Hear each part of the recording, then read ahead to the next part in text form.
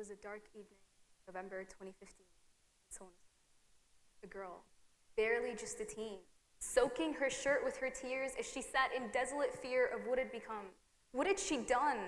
How could this be? Had she no concern for her family?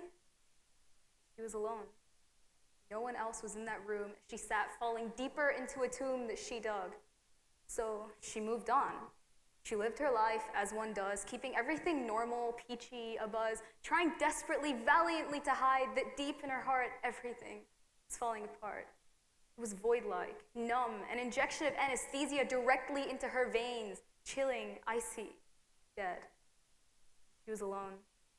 Never spoke about it, nor did anyone ever ask. After all, she'll admit it. It is such a task to care about someone, to show them your love. Who has the time? So these thoughts reverberated in her mind, building up inside, eating her alive, making her deprived of the things she loves. Sorry, used to love. Because nothing was good anymore. The things she used to adore had now become a chore, and every flip of a page of a book was now a bore, and her whitewashed walls were her new best friend. She could stare at them for hours on end and not feel an urge to do anything. Was this normal?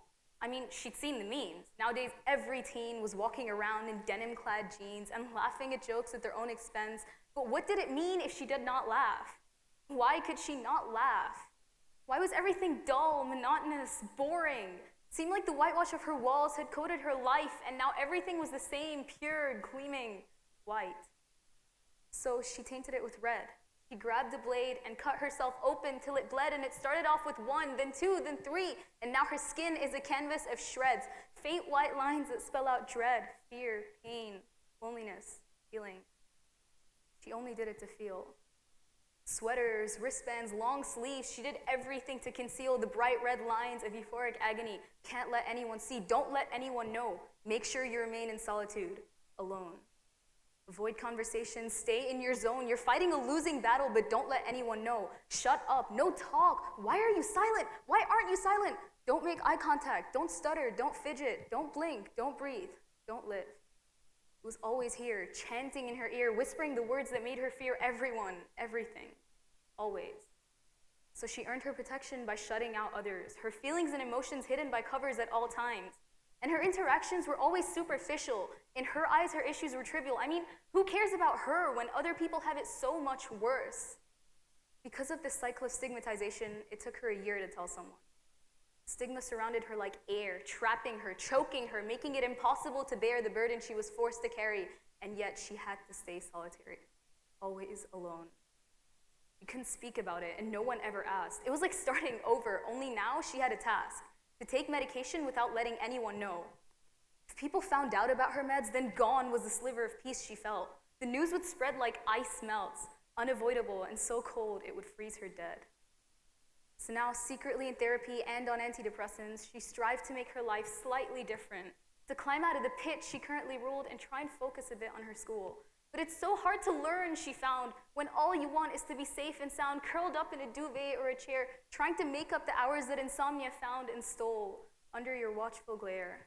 The very same glare that could stare at a page till it burned and still not understand a single word. Her exams were coming up, and she knew she would fail. Anxiety had said so, and it always prevails. It could control her mind and her actions, her breathing, her thinking, her interactions. And if depression agreed, then what was to fight? Her failures were basically concrete, so why even try? Later that summer, back in her homeland, she had to always take her meds as she'd planned prior to the trip with meticulous thought.